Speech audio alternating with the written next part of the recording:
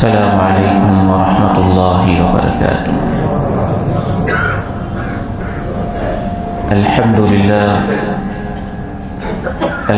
للہ نحمده ونستعینه ونستغفره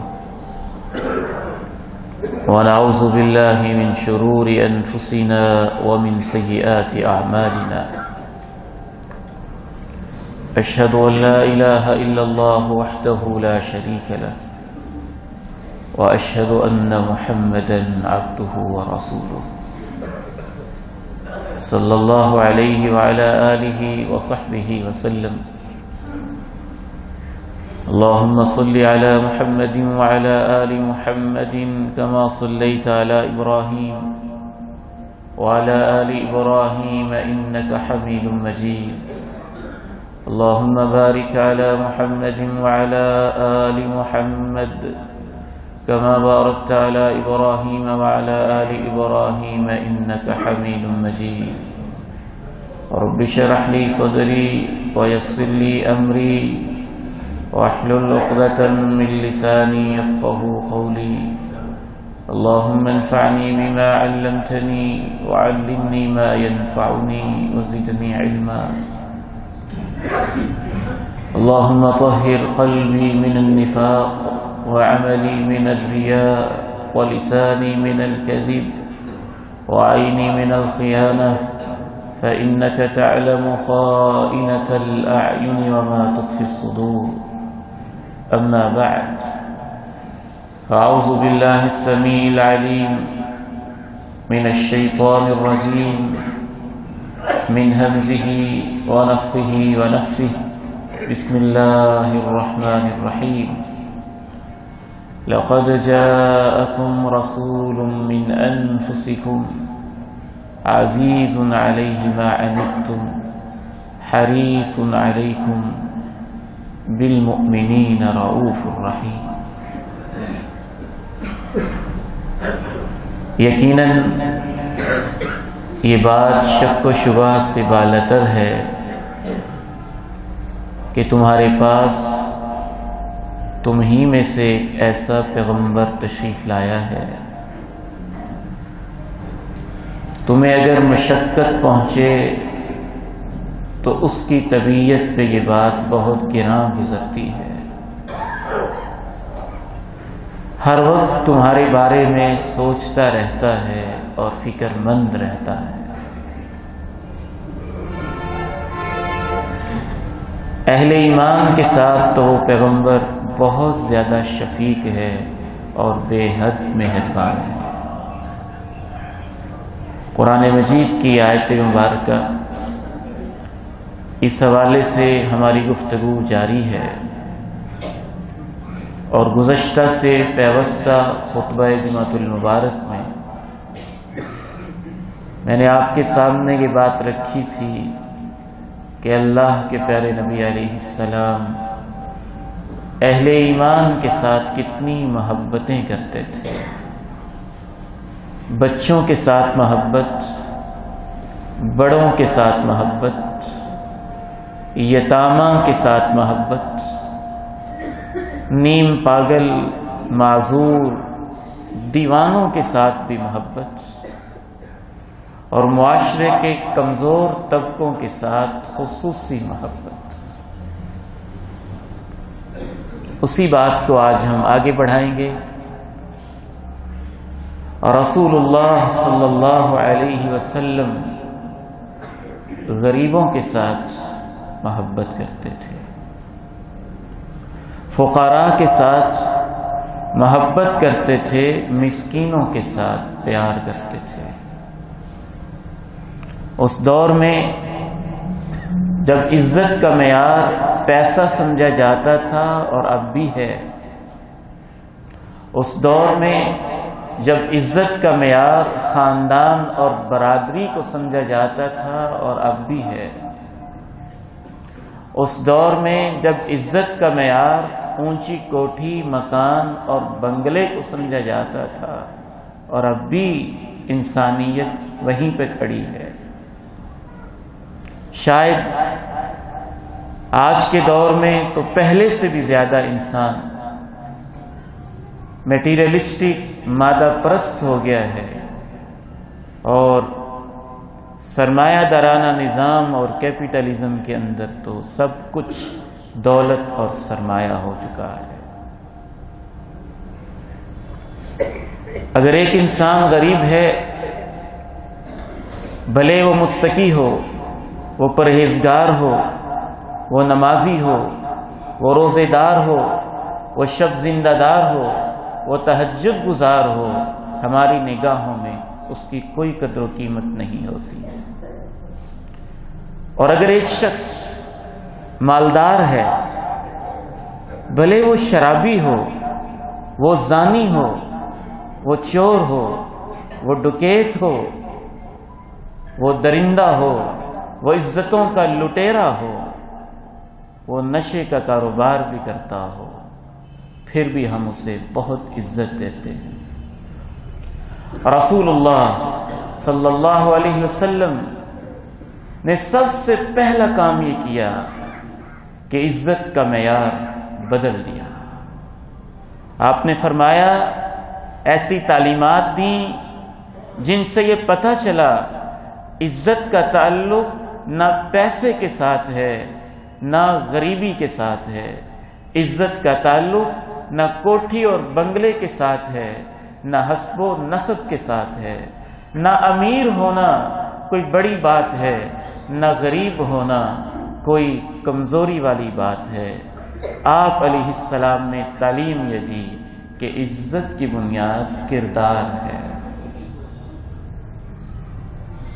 آپ کے بول، آپ کے رویے، آپ کا کیریکٹر، آپ کا اخلاق، اس سے غریبوں کو سر اٹھا کے جینے کا سلیقہ آیا، اور دنیا ایسی بدلی، ایسی بدلی، ایسی بدلی کہ وہ بلال حبشی جس کی غربت کی وجہ سے کوئی اس کو اہمیت نہیں دیتا تھا، آپ کے آنے کے بعد غریبوں کی دنیا ایسی بدلی کہ وہ بکر صدیق بھی کہتے تھے اور صحابہ کہتے تھے، بلال تو ہمارا سید ہے،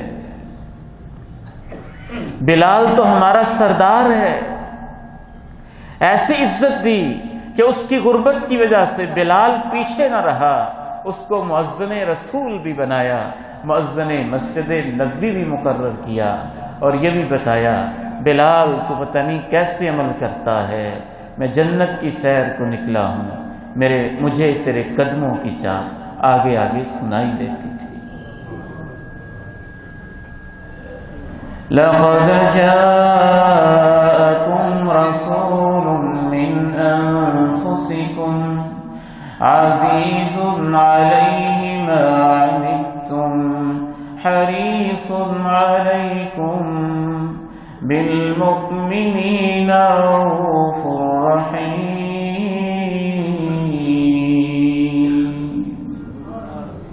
کیا ہوا؟ وہ غریب ہے، ایماندار تو ہے نا۔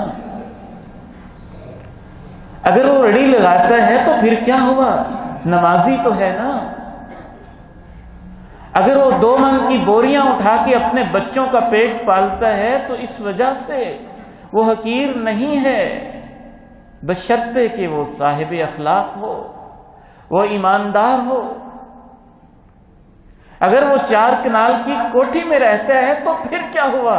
اگر شرابی اور زانی ہے تو اللہ کی نگاہوں میں اس کی حیثیت مچھر کے پر کے برابر بھی نہیں ہے۔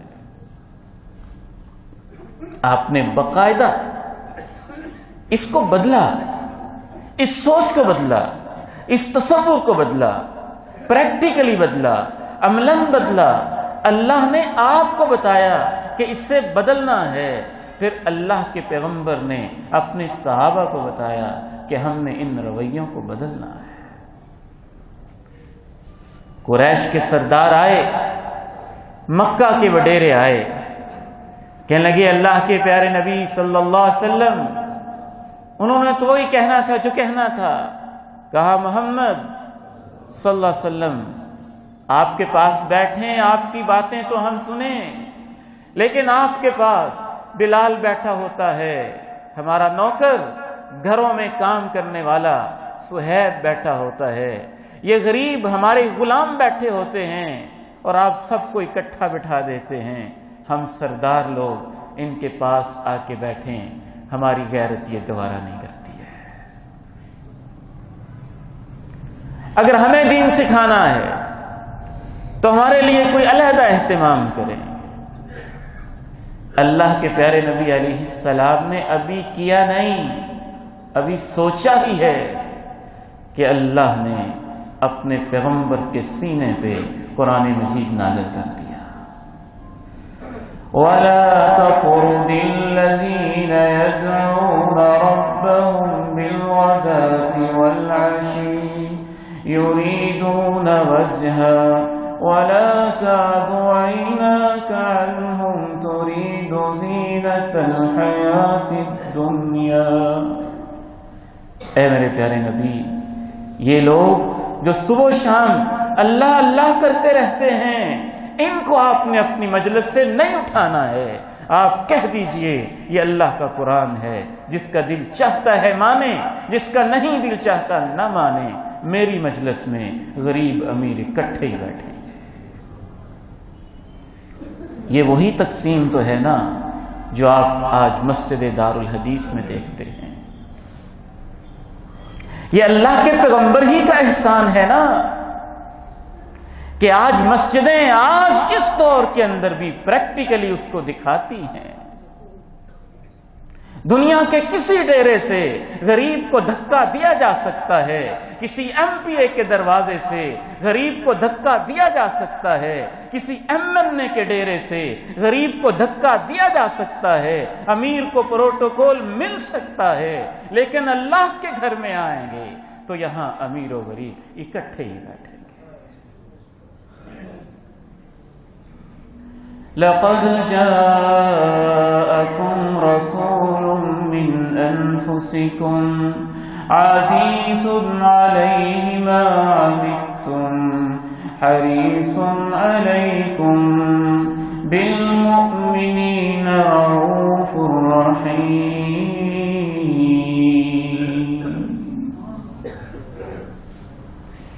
مسجد میں تشریف فرما تھے جناب ابو ذر، ایک غریب صحابی تھے۔ بعض دفعہ غریب انسان جب دھکے کھاتا ہے، پریشانیاں اٹھاتا ہے، کندھوں کے اوپر بوجھ اٹھاتا ہے، اس کا جینا اس کے لیے عذاب بن جاتا ہے، تو اس کی سب سے بڑی الجھن یہ ہوتی ہے، اس اپنی پریشانی سے زیادہ، مالی پریشانی سے زیادہ، اولاد کی پریشانیوں سے زیادہ لوگوں کی باتیں اور لوگوں کے دھکے اسے جینے نہیں دیتے۔ اللہ کے پیارے نبی ایسے رؤوف الرحیم تھے کہ اس غریب کی نفسیات کو ہی بہت اونچا اٹھا دیا، بہت اونچا اٹھا دیا۔ ابو ذر غریب صحابہ میں سے تھے، دنیا سے جا رہے تھے تو ان کی بیوی رو رہی تھی، پوچھا بیگم کیوں روتی ہو؟ کہا روؤں نہ تو کیا کروں، آپ ایسے حال میں مجھے چھوڑ کے جا رہے ہیں کہ آپ کے گھر میں تو کفن دینے کے لیے چادریں بھی نہیں ہیں۔ کہا ابو ذر ذرا مسجد میں نظر دوڑاؤ، مسند احمد کی حدیث ہے۔ کہا ابو ذر ذرا مسجد میں نظر دوڑاؤ اور سب سے معزز انسان دیکھو کون ہے۔ جناب ابو ذر نے نظر دوڑائی، ایک انسان خوبصورت لباس اس نے پہنا ہوا تھا۔ کہا یہ ہے۔ کہا ابو ذر ذرا نگاہ اٹھاؤ اور دیکھو کہ مسجد میں سب سے زیادہ کمتر انسان، دنیاوی لحاظ سے کمزور انسان کون ہے؟ جناب ابو ذر رضی اللہ تعالی عنہ نے نگاہ دوڑائی، ایک صحابی علیہ اخلاق، جس پہ پرانے کپڑے تھے، بوسیدہ پیوند لگے ہوئے، بیچارے کے پاس پہننے کے لیے پورا لباس بھی نہیں تھا۔ کہا یہ ہے۔ فرمایا ابو ذر دنیا جو بھی کہتی ہے میں تمہارا پیغمبر یہ کہتا ہوں، یہ جو خوبصورت لباس پہن کے بیٹھا ہے، اس جیسے بندوں سے زمین بھر دی جائے اور یہ جو پرانے کپڑے پہن کے بیٹھا ہے یہ ایک بندہ زمین بھرے ہوئے ایسے بندوں سے بہتر ہے. صرف اس وجہ سے نہیں کہ وہ غریب ہے، اور وہ کم تر صرف اس وجہ سے نہیں کہ وہ امیر ہے، نہیں. اللہ نے آپ کو بتایا ہوگا کہ اس کے دل میں تقوی کیسا ہے، اس کے دل میں ایمان کیسا ہے، اس کے دل میں اللہ اور اللہ کے رسول کی محبت کیسی ہے. وہ امیر انسان کے دل میں زیادہ ہے تو وہ عزت والا ہے، وہ غریب انسان کے دل میں زیادہ ہے تو وہ عزت والا ہے. وہ عثمان غنی کے دل میں زیادہ ہے اور وہ امیر ہیں اور اللہ کی راہ میں مال خرچ کر رہے ہیں تو ایک ایک موقع پہ جنت کی بشارتیں پا رہے ہیں. اور وہ بلال کے دل میں زیادہ ہے تو ان کے قدموں کی آہٹیں جنتوں میں سنائی دے رہی ہیں. ایک اور موقع گزرا باقاعدہ تربیت کی تاکہ میرا کوئی امتی کسی غریب کو غریب ہونے کی وجہ سے حقیر نہ سمجھے. باقاعدہ تربیت کی. ایک آدمی گزرا، دیکھیں کیسی تربیت ہو رہی ہے. ایک آدمی گزرا، یہ صحیح بخاری کی حدیث ہے. ایک آدمی گزرا، آپ نے صحابہ سے پوچھا اس بارے میں تمہارا کیا خیال ہے؟ کہا رجل من اشراف الناس، بڑا آدمی ہے، اتنا بڑا، حری ان خطب ان ينكح، جس گھر میں رشتہ کا پیغام بھیجے گا اس کے لیے سارے گھروں سے رشتے دینے کو تیار ہو جائیں گے. وَإِن شَفَعَ أَن يُشَفَّعَ، جس کام میں سفارش کر دے گا کوئی اس کی سفارش رد نہیں کرے گا. وَإِن قَالَ أَن يُسْمَعَ، جس مجمع میں بات کرے گا سارے سر دھن کے سنیں گے کیا کہتا ہے. ایک اور آدمی گزرا، پوچھا اس کے بارے میں کیا خیال ہے؟ صحابہ نے کہا غریب آدمی ہے، مسکین آدمی ہے، جس گھر میں نکاح اور رشتے کے لیے پیغام بھیجے گا کوئی اسے رشتہ نہیں دے گا. سفارش کرے گا تو کوئی سفارش سننے کو تیار نہیں ہوگا، کوئی بات کرے گا تو اس کی بات کو کوئی اہمیت نہیں دے گا. تب بھی آپ نے یہی تبصرہ کیا، کہا جس کو تم وڈیرا سمجھتے ہو اگر اس سے زمین بھر جائے اس جیسے انسانوں کی، اور یہ غریب انسان اتنا تقوی والا ہے کہ یہ اکیلا ہی اللہ کے نزدیک ان سب سے بہتر ہوگا.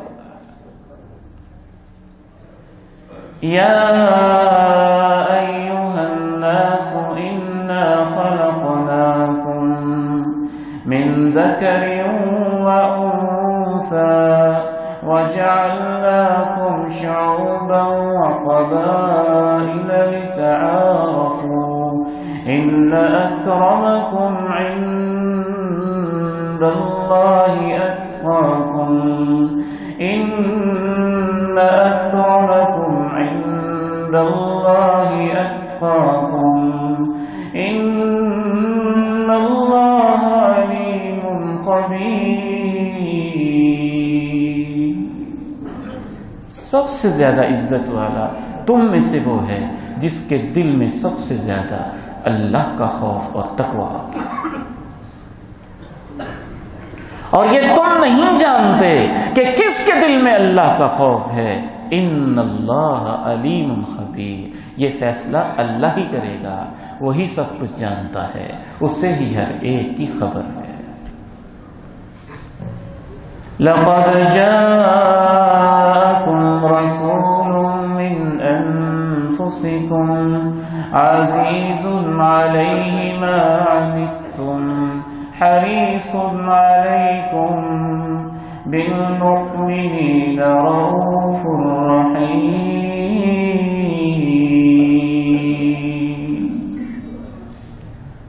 رب اشعث اغبر مدفوع بالابواب لو اقسم على الله لابره. کتنے ہی تمہارے اندر ایسے غریب لوگ پھر رہے ہیں، ان کے بال پراگندہ ہیں، پہننے کے لیے ان کے پاس اچھا لباس نہیں ہے، نہانے کا بھی ان کے پاس کوئی اچھا انتظام نہیں ہے، دروازوں پہ دھکے کھا رہے ہیں، لیکن وہ دل کے ایسے صاف ستھرے اور اللہ کو اتنے پیارے لگتے ہیں، اگر وہ اللہ کو قسم اٹھا کے کوئی بات کہہ دیں تو اللہ ان کی قسموں کی لاج رکھ لیتا ہے۔ نہ غریب ہونا فضیلت ہے، نہ امیر ہونا فضیلت ہے۔ صرف غریب ہونا فضیلت نہیں ہے، وہ غریب بڑا بد نصیب ہے جو غریب ہو کے بھی بے نماز ہے، جو غریب ہو کر بھی متکبر ہے، جو غریب ہو کر بھی شیخیاں بکھیرتا ہے، جو غریب ہو کر بھی چوکوں چراہوں میں کھڑے ہو کے ڈکیتیاں کرتا ہے۔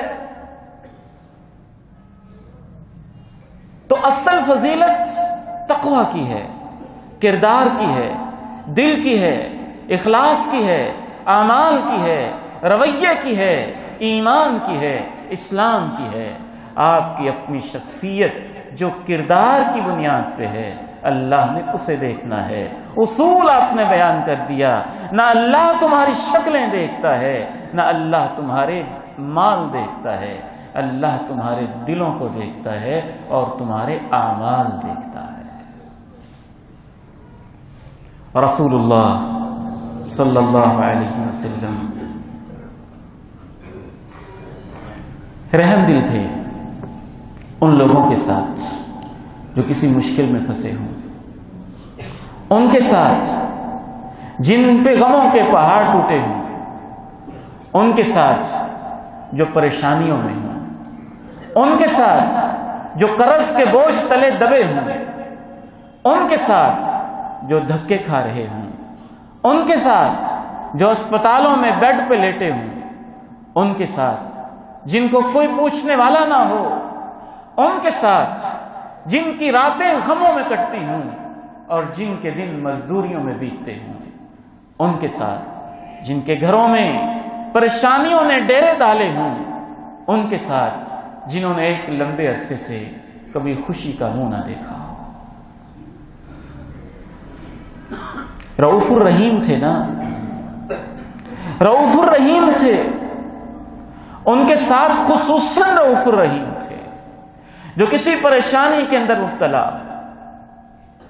بیمار انسان بہت پریشان ہوتا ہے، اگر آپ کے محلے میں بلکہ آپ سے 60 کلومیٹر دور اوکاڑا شہر کے اندر ایک ایم پی ایم این اے بیمار ہو جائے تو آپ بسیں بھر بھر کے پوچھنے جائیں اور فضیلتیں سنائیں کہ بیمار کی عیادت کرنے جا رہا ہوں، اور آپ کے اپنے گھر کے اندر اپنی ماں بیمار پڑی ہو، باپ بیمار پڑا ہو، اس کا کبھی حال نہ پوچھا ہو، بیوی دم توڑ رہی ہو اور اس کا حال نہ پوچھا ہو، اور اپنے محلے کے اندر غریب سسکیاں لے رہا ہو اور اس کا حال نہ پوچھا ہو، تو پھر آپ کو اپنے ایمان کا بھی جائزہ لینا چاہیے۔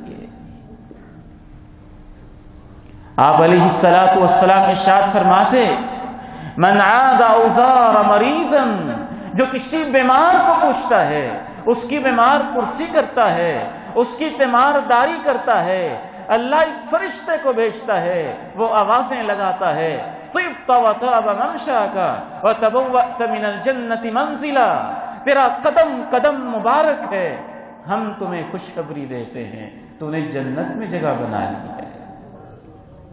آپ ارشاد فرماتے، جو بیمار کے پاس جب تک بیٹھا ہوتا ہے وہ تو جنت کے پھل کھا رہا ہوتا ہے، وہ جنت کے باغ میں ہوتا ہے۔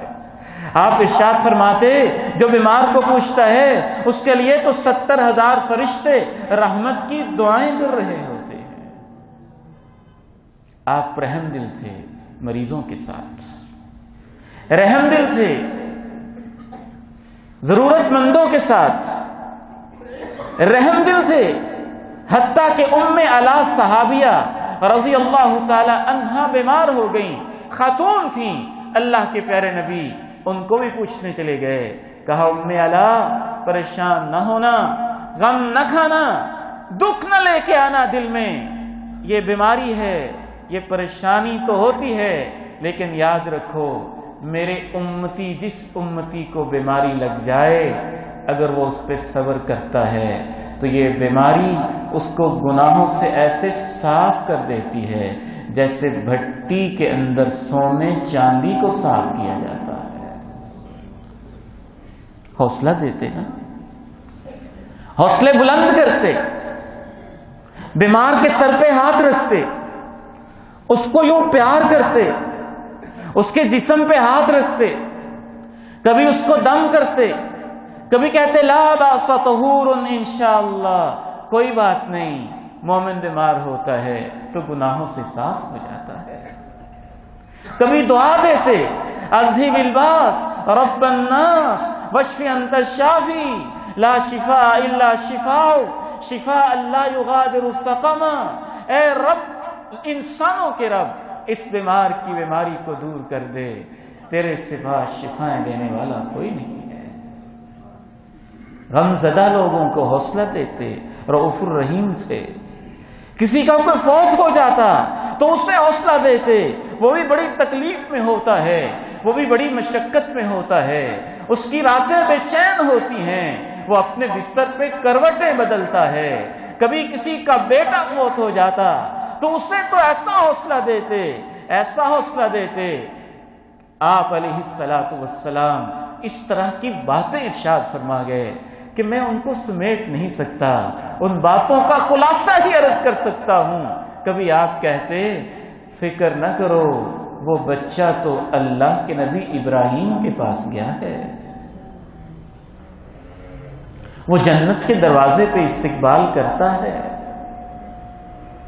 وہ انسان کے لیے آخرت کی انویسٹمنٹ بن جاتا ہے۔ جو اپنے غمزدہ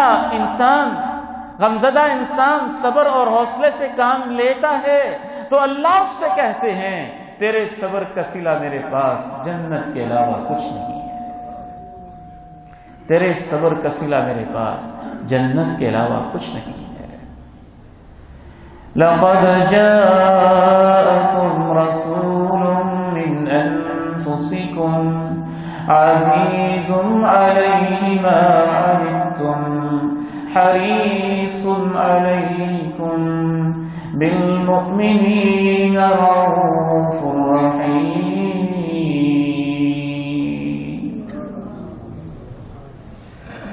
میں کبھی کبھی بہت غمزدہ ہو جاتا ہوں، شرمندہ بھی ہو جاتا ہوں،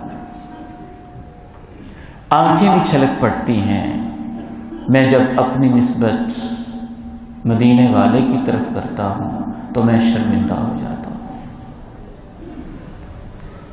میں جب گلیاں سجتی دیکھتا ہوں، لوگوں کو روتے دیکھتا ہوں تو میں شرمندہ ہو جاتا ہوں۔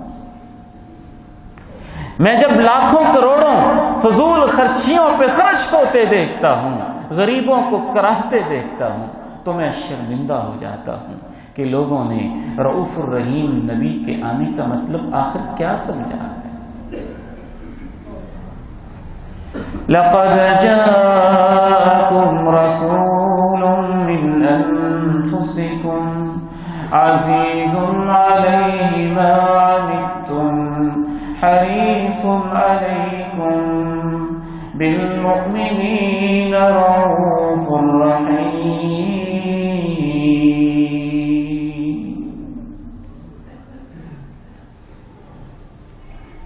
میں آپ کے ضمیر پہ دستک دے کے ایک سوال پوچھنا چاہتا ہوں، اگر ہمت ہو تو اپنے من میں سوچ کے اس کا جواب دینے کی کوشش کرنا۔ آپ نے بہت سارے پروگرامز کے لیے بہت سارا وقت نکال لیا، اللہ کے پیارے نبی علیہ السلام ایسے رؤوف الرحیم تھے۔ آپ فرماتے ہیں لَأَنْ أَمْشِيَ مَا أَخٍ فِي حَاجَةٍ لَهُ، اگر میں کسی مسلمان کے ساتھ چلا جاؤں، وہ مسلمان مجھے کہے مجھے کام ہے اور میں اس کے ساتھ چلا جاؤں حتیٰ کہ اس کا کام پورا کر دوں، یہ مجھے اس سے افضل لگتا ہے کہ میں اس مدینے کی مسجد میں 1 مہینہ اعتکاف کر لوں۔ مسجد نبوی میں 1 مہینے کے اعتکاف سے آپ فرما رہے ہیں مجھے کسی مسلمان کے ساتھ چل کے اس کا کام پورا کرنا زیادہ اچھا لگتا ہے۔ یہ طبرانی شریف کی حدیث ہے، امام البانی نے اس کو صحیح قرار دیا ہے۔ آپ سے پوچھا جاتا ہے احب الاعمال الی اللہ، اللہ کو سب سے پیارا عمل کون سا لگتا ہے؟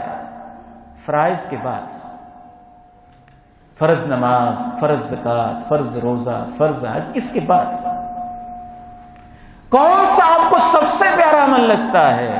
اللہ کو سب سے پیارا عمل کون سا لگتا ہے؟ فرمایا سرور تدخلہ علی مسلم، فرائض کی ادائیگی کے بعد اللہ کے نزدیک سب سے پیارا عمل یہ ہے کہ کسی مسلمان کو اور اس کی زندگی میں خوشی پیدا کر دو، کوئی خوشی اس کے دے دو۔ پھر آپ نے مثالیں دی، تطرد عنہ جوعا، وہ بھوکا ہے اس کو کھانا کھلا دو، تقضی عنہ دینا، وہ مقروض ہے اس کا قرض ہی چکا دو۔ ایسی کوئی خوشی کسی مسلمان کی زندگی میں لے آؤ، فرائض کے بعد یہ عمل اللہ کو سب سے پیارا لگتا ہے۔ آپ علیہ السلام ضرورت مندوں کے ساتھ اتنے رحم دل کہ آپ نے ارشاد فرمایا صدقۃ السر تطفئ غضب الرب، خفیہ خفیہ اللہ کی راہ میں جو کوئی شخص صدقہ کر دیتا ہے، اللہ کا غصہ اس کے اوپر ٹھنڈا ہو جاتا ہے۔ صدقہ ضرورت مند کو دیا جاتا ہے نا، کہ کسی کو پتہ بھی نہ چلے اور اس کی ضرورت پوری ہو جائے۔ رات کے اندھیرے میں، شب کی تاریکی میں، دن کی خلوتوں میں، اس کے گھر میں، اس کے ڈرائنگ روم میں، اس کے بیڈ روم میں کسی کے ذریعے سے غیر معلوم طریقے سے آپ فرماتے خفیہ صدقہ کیا جائے تو اللہ کا غضب ٹھنڈا ہو جاتا ہے۔ رسول اللہ صلی اللہ علیہ وسلم بہت رحم دل تھے گناہگاروں کے ساتھ، گناہگاروں کے ساتھ۔ گناہ کے لیے نرمی نہیں، آپ نے فرمایا چور پہ لعنت، چوری کرنے والے پہ لعنت، شراب پینے والے پہ لعنت، بیچنے والے پہ لعنت، لوڈ کرنے والے پہ لعنت، اس کی قیمت خرید کے کھانے والے پہ لعنت، اس کی فیکٹری لگانے والے، بنانے والے، نچوڑنے والے، اور اس کی ڈرائیونگ اور کسی جگہ پہنچانے والے، سب پہ آپ لے لعنت۔ فکر مند ہونا چاہیے ان کو جن کی زندگیاں اس خبیث ترین اور بدترین شعبے کے ساتھ وابستہ ہے۔ نشے سے آپ نے اتنی نفرت کا اظہار کیا کہ نشے کے پروسیس میں جو بندہ جس طرح ملوث ہے آپ نے اس پہ لعنت کی، لیکن یہ اجازت نہ دی کہ کوئی بندہ نشے کے مرض میں مبتلا ہو جائے تو اس بندے پر لعنت کی اجازت نہیں دی، اس کام پر لعنت کی ہے۔ فرق کیا ہوتا ہے کام میں اور بندے میں؟ فرق یہ ہوتا ہے کہ جو کام ہے وہ قابل لعنت ہے، جو نشے سے وابستہ ہے وہ انسانوں کی زندگیوں سے کھیل رہا ہے، جو زنا کر رہا ہے وہ لوگوں کی عزت سے کھیل رہا ہے، جو شراب پی رہا ہے وہ اپنی عقل سے کھیل رہا ہے، اور سب سے زیادہ جرائم نشے کی حالت میں ہوتے ہیں، ایکسیڈنٹ نشے کی حالت میں ہوتے ہیں، قتل نشے کی حالت میں ہوتے ہیں، زنا نشے کی حالت میں ہوتے ہیں، کفریات نشے کی حالت میں ہوتی ہیں۔ بہت سارے جرائم پوری دنیا کے اندر اکثر نشے کی کیفیت میں ہوتے ہیں۔ تو اس عمل پہ آپ نے لعنت کی، لیکن اس بندے پہ اس لیے لعنت نہیں کی ہے، ممکن ہے وہ بندہ آج یا کل توبہ کر جائے، وہ اللہ کی طرف پلٹ آئے۔ یہ صحیح بخاری کی حدیث ہے، صحیح بخاری کی حدیث ہے۔ اصح الکتب بعد کتاب اللہ، قرآن مجید کے بعد صحیح ترین کتاب۔ صحابی بیان کرتے ہیں کہ ایک آدمی تھا مدینے میں، بہت مزاحیہ تھا، بات کرنا، اللہ کے پیارے نبی کو ہنسا دینا، ایسی باتیں کرنا کہ اللہ کے نبی مسکرا دیں۔ لیکن بیچارہ نشے کا عادی تھا، شراب پی، آپ نے حد جاری کی، اس میں نرمی نہیں، زانی پہ زنا کی حد، شرابی پہ شراب کی حد، چور پہ چوری کی حد، ڈکیت پہ ڈکیتی کی حد، یہ بھی آپ کی رحمت ہے، کیونکہ وہ چور اگر معاشرے سے اس کا ہاتھ کاٹ دیا جاتا ہے، اس چور کے لیے آخرت میں رحمت ہوتی ہے، ہاتھ کٹنے سے آخرت میں اللہ اس کا گناہ معاف کر دیتا ہے، اور معاشرے کے لیے دنیا میں رحمت ہوتی ہے، وہ پورا محلہ پورا شہر چوروں سے پاک ہو جاتا ہے۔ لوگ کہتے ہیں اگر آپ اتنے رحمت عالم ہیں تو آپ نے اتنی سخت سزائیں کیوں رکھی ہیں؟ میں دین کا طالب علم کہتا ہوں اسی لیے رکھی ہیں کہ آپ جہانوں کے لیے رحمت بن کے آئے ہیں۔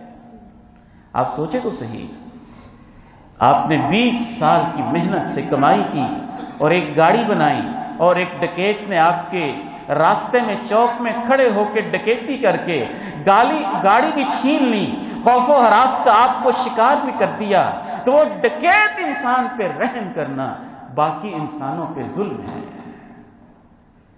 آپ نے کہا ایسے دہشت گرد انسان کی سزا یہ ہے اس کے ہاتھ کاٹے جائیں، اس کے پاؤں کاٹے جائیں، اس کو جلا وطن کیا جائے، اس کو سولی کے پھندے پہ لٹکایا جائے، تاکہ سارا معاشرہ سکون کی زندگی بسر کرے۔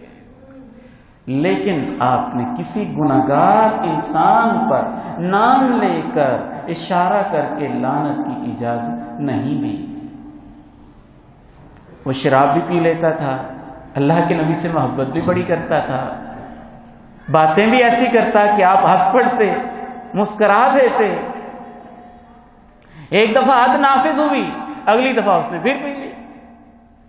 صحیح بخاری کی حدیث عرض کر رہا ہوں، نہ کہانی نہ افسانہ نہ ادھر ادھر کی بات، رہا نہ کیا ایک شخص سے، اس نے کہا اس پہ لعنت ہو، بار بار شراب پیتا ہے، حد اس پہ نافذ ہوتی ہے، باز نہیں آتا۔ آپ نے ارشاد فرمایا اس پہ لعنت نہ کرو، اس شخص پہ لعنت نہ کرو، میں تو یہ سمجھتا ہوں اس کے دل میں بھی اللہ اور اس کے رسول کی محبت ہے۔ پتہ نہیں وہ کیسی توبہ کرے،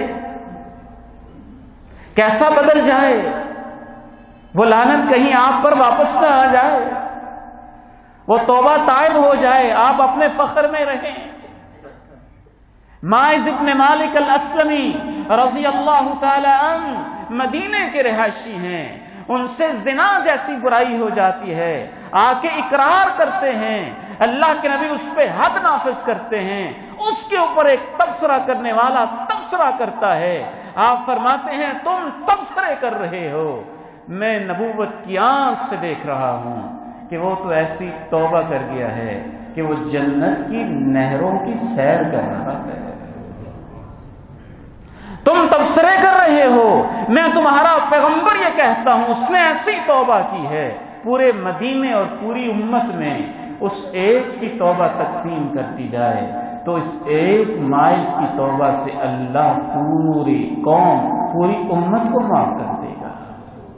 آپ نے فرمایا ایک روایت میں یہ نہ کہو، کسی نے کہا اللہ تجھے ذلیل کرے، کسی نے کہا اس پہ لعنت، کسی نے کیا کہا یہ نہ کہو، تم سب کہو استغفروا لماعز، اللہ اس سے غلطی ہو گئی ہے، اس کو معاف فرما دے، اسے معاف فرما دے۔ جب ہم اس طرح کے تبصرے کرتے ہیں ہم اس کے لیے توبہ کے دروازے بند کر دیتے ہیں، جب ہم اس طرح کی حرکتیں کرتے ہیں ہم اس کے لیے توبہ کے راستے بند کر دیتے ہیں۔ برائیوں کے راستے بند کریں، ضرور کریں، حدود نافذ کریں، ضرور کریں، لیکن اپنی زبانوں کو لگام دے کے رکھیں۔ رسول اللہ صلی اللہ علیہ وسلم کے پاس آخری حدیث عرض کر کے میں اجازت چاہوں گا۔ ایک شخص آیا، عرض کی، کیا اس نے ہمت کی ہوگی، کیسی جرت کی اس نے کہ اللہ کے پیارے نبی مجھے زنا کرنے کی اجازت دے دیں۔ سچا مسلمان تھا، سیدھی بات کی اس نے، پرانی عادت ہوگی، کلمہ پڑھ لیا، عادت چھٹتی نہیں، اللہ کے پیغمبر کی خدمت میں حاضر ہو کے عرض کرتا ہے مجھے اجازت دیتے ہیں۔ میری اور آپ کی مجلس ہوتی تو پتہ نہیں اس کا کیا حشر ہوتا۔ آپ نے کہا اجازت مانگنے والے ذرا میرے قریب تو آ، میرے قریب تو ہو جا، ادنو منی، اور میرے پاس آ، اور میرے قریب آ۔ کیا آپ کا انداز ہوگا؟ ہم تو پوری طرح وہ الفاظ نقل نہیں کر سکتے، مفہوم عرض کر رہا ہوں۔ کہا بیٹا تمہاری بیٹی کے بارے میں کوئی اجازت مانگے تو پسند کرو گے؟ کہا نہیں۔ کہا لوگ بھی اپنی بیٹیوں کے لیے یہ پسند نہیں کرتے۔ تمہاری بہن کے بارے میں آ کے کوئی اجازت مانگے تو پسند کرو گے؟ کہا نہیں۔ کہا لوگ بھی اپنی بہنوں کے لیے پسند نہیں کرتے۔ پوچھا اپنی ماں کے لیے پسند کرو گے؟ کہا نہیں۔ فرمایا لوگ بھی اپنی ماں کے لیے پسند نہیں کرتے۔ پوچھا اپنی خالہ کے لیے پسند کرو گے؟ کہا نہیں، لوگ بھی اپنی خالاؤں کے لیے پسند نہیں کرتے۔ پوچھا اپنی پھپھو کے لیے پسند کرو گے؟ کہا نہیں۔ فرمایا لوگ بھی اپنی پھپھو کے لیے پسند نہیں کرتے۔ 5 رشتے آپ نے گنوائے علیحدہ علیحدہ۔ کیا مطلب تھا؟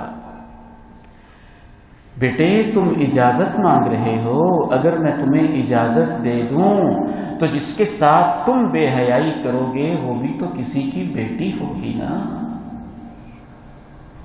کسی کی خالہ، کسی کی پھپھو، کسی کی ماں ہوگی نا، کسی کی بہن ہوگی نا۔ کیسا اس کو شوق لگا ہوگا، کیسے اس کو سمجھ آئی ہوگی۔ پھر اللہ کے پیارے نبی علیہ السلام نے اس نوجوان کے سینے پہ ہاتھ رکھا۔ اس ہاتھ میں کیا ٹھنڈک ہوگی جس کے بارے میں صحابہ کہا کرتے تھے اللہ کی قسم ریشم سے زیادہ اس پیغمبر کا ہاتھ نرم ہوتا تھا، کستوری سے زیادہ خوشبودار ہوتا تھا۔ آپ نے یوں اپنا ہاتھ رکھا اس نوجوان کے سینے پہ، اللہ سے کال ملائی، کہا اللہم طہر قلبہ واغفر ذنبہ وحسن فرجہ۔ اے اللہ اس نوجوان کے گناہوں کو معاف کر دے، یا اللہ اس بیٹے کے دل کو پاک کر دے، یا اللہ اس بیٹے کی شرمگاہ کی حفاظت کر لے۔ دعائیں دیا کریں، لانتے نہ بھیجا کریں، سمجھایا کریں، ہر وقت تھانے دار بن کے نہ رہا کریں۔ صحابہ کہتے ہیں وہ نوجوان اللہ کے پیغمبر کی مجلس سے اٹھا، پوری زندگی کبھی اپنی نگاہوں کو اٹھا کے کسی کی عزت کو دیکھا بھی نہیں کرتا تھا۔ لَقَدْ جَاءَكُمْ رَسُولٌ مِّنْ أَنفُسِكُمْ عزیز علیہ ما عنتم حریص علیکم بالمؤمنین رؤوف رحیم۔ اس رؤوف الرحیم نبی کے دست مبارک سے اللہ مجھے اور آپ کو حوض کوثر کا پانی نصیب فرمائے، ان کی شفاعت نصیب فرمائے، جنت میں ان کے قدموں میں جگہ عنایت فرمائے، اور اللہ ہمیں ان کے رحم دلی کا کچھ اثر لینے کی بھی توفیق عطا فرمائے۔ وآخر دعوانا الحمدللہ۔